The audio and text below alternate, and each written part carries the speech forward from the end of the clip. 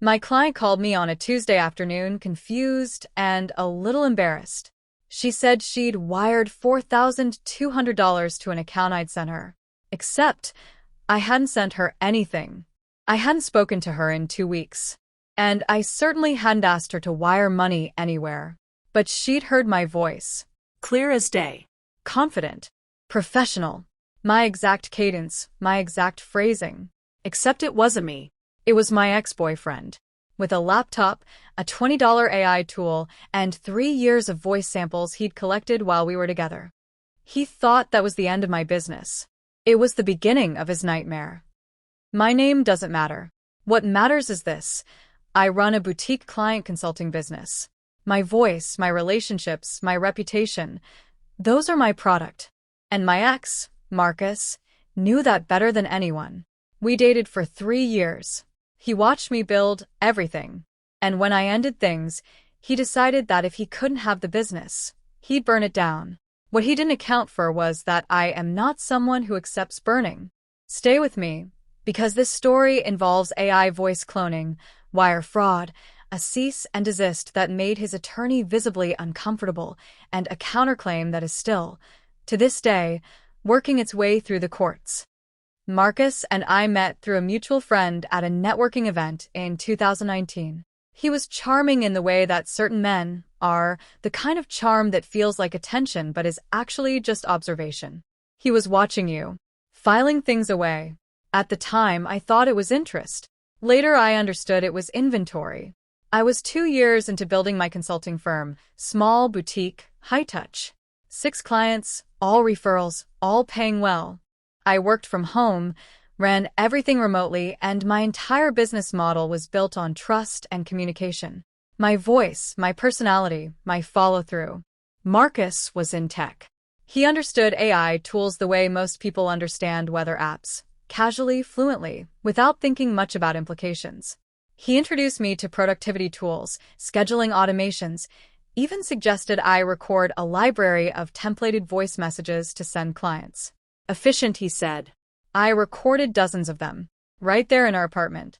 Crisp, professional, in my natural voice. I thought we were building a life together. He thought he was building a database. We broke up in January. Mutual on the surface. His idea, beneath it.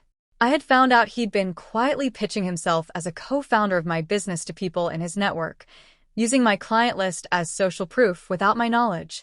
When I confronted him, he minimized it, called it networking. I called it the end of the relationship. He left without much drama. Took his things. We had a brief, civil conversation about the apartment. He said he wished me well. I believed him. That was my mistake. For 3 months, nothing. I moved on. Business was growing. I brought on a 7th client, started working on a rebrand. Life was fine. Then came the Tuesday phone call. Then came client 2, calling the next day, same story, different amount. She'd received a voice message from me, asking her to hold her next invoice payment and redirect it to a new account while my bank processed a transition. Then a 3rd client reached out. She hadn't sent money, but she'd received the same voice message and was concerned. 3 clients. 3 different asks. The same voice. My voice. I sat very still for a very long time. And then I started doing what I do. I started working the problem. Let me explain briefly how AI voice cloning works, because when I describe what Marcus did, I want you to understand it wasn't science fiction. It was a Tuesday afternoon and a free trial. Modern voice cloning tools can replicate a person's voice from as little as 30 seconds of clean audio. With a few minutes of samples, the cadence, the inflection, the warmth, the pauses, the output becomes nearly indistinguishable from the real thing, especially over phone message where audio quality is already compressed. Marcus had years of recordings. Voice messages I'd sent him. The templates I'd recorded in our apartment. Videos I'd posted publicly on my business social media. He had more than enough.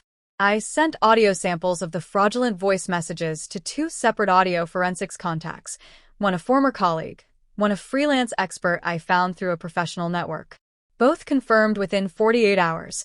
The recordings showed telltale markers of AI synthesis. Micro inconsistencies in breath patterns. slightly unnatural formant transitions, and one critical flaw, a word I never say. I say, absolutely constantly. It's almost a verbal tic. My clients would recognize it. The clone voice said certainly in its place. Consistent across all three messages. Marcus had heard me say absolutely enough times to know it was mine, and whatever training prompt he used, it had defaulted to certainly instead. That single word became an evidence anchor. The wire transfer my client sent went to an account at a regional bank. I filed a fraud report with her bank the same afternoon. They flagged the account immediately. The account had been opened 6 weeks prior, online, with a slight name variation on a real business LLC. I ran the LLC name through my state's business registry. It had been registered 8 weeks before the scam began. The registered agent address was a UPS store 2 towns over from where Marcus lived. I didn't have his name on a document yet, but I had a timeline that started exactly when we broke up and a paper trail that ended 11 miles from his apartment. One of my clients, bless her, had opened the fraudulent invoice redirect email on her laptop rather than her phone. Her IT-savvy husband had thought to check the email headers before she sent anything. The sending IP address traced to a residential ISP block. It wasn't Marcus's home address. He'd used a VPN. But the VPN provider, when later subpoenaed, had a log. I didn't know that yet. My attorney found it. What I knew at this point was enough to make a call. I called an attorney on a Wednesday. By Friday, I was sitting across from her in a conference room with a printed folder, because apparently I build files now. It's becoming a personality trait.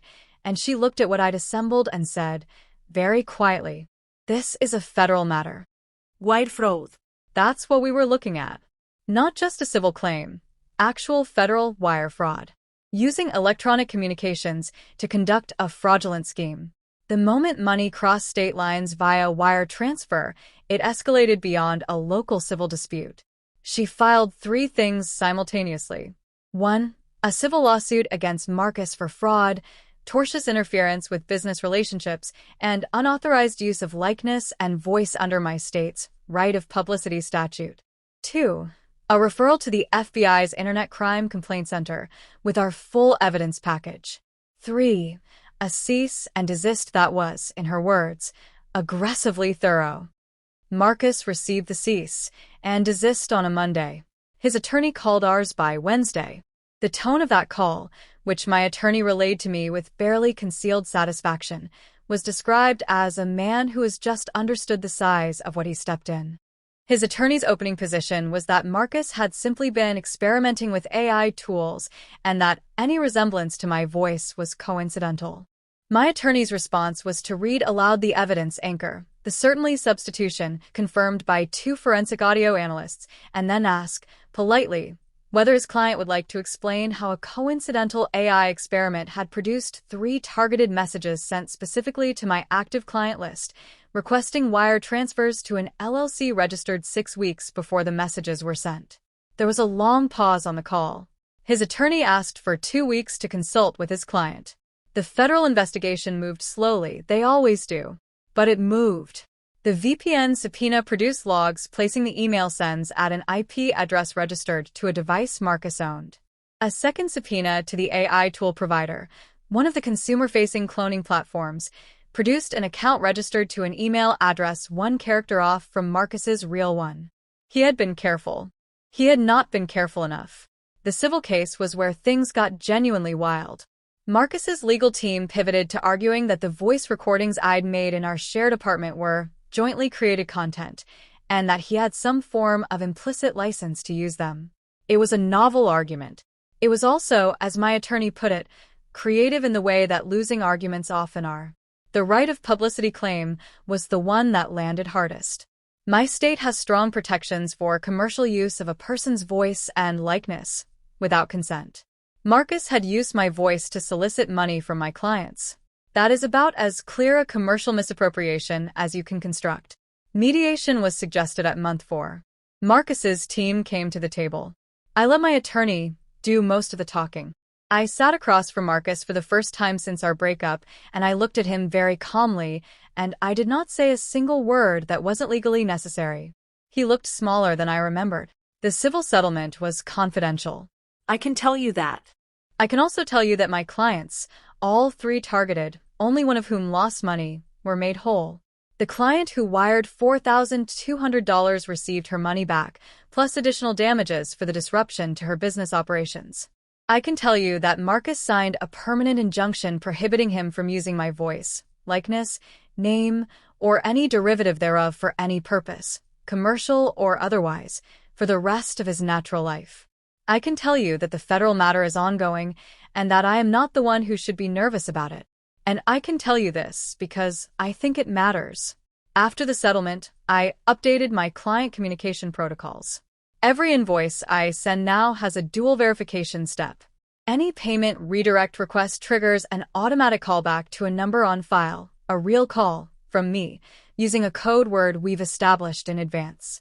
My clients know that if they ever receive a message from me asking for money, and it doesn't include the code word, it isn't me. It took a violation to build something better. I hate that. And I also think it was necessary. People ask me sometimes, what was the wildest moment of the whole legal battle? And I always say the same thing. It was month 3 in a deposition. Marcus's attorney was questioning my audio forensics expert, trying to undermine the certainly versus absolutely evidence anchor. The attorney said, and I want to quote this as accurately as I can, "Isn't it possible that the AI simply made a stylistic choice?" And my expert, a composed, meticulous woman who had been doing audio forensics for 19 years, looked at him and said, "The AI made the stylistic choice it was trained to make. The question is who trained it? And who chose those source recordings?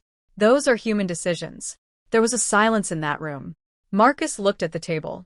His attorney moved on.